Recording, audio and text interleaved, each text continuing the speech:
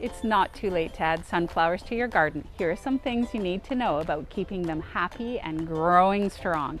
Sunflowers need lots of water and lots of food. Think of them as hungry little pigs. In order to grow the heights that they grow, they need support. They need to be in a sunny spot. The more the better.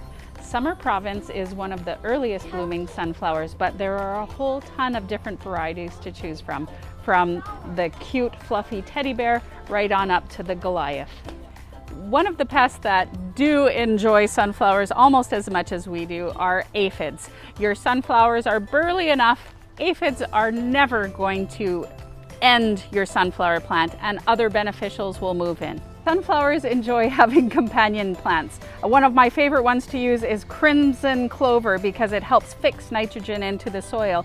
But other things like zucchini and cucumbers will help keep the moisture into the soil by covering the soil. One of the coolest things that I love about sunflowers is their flowers will track the sun throughout the day, so they'll actually move. It's so cool. We've got sunflowers for everyone, little and big. So you can still put them in your garden and they will give you a gorgeous display.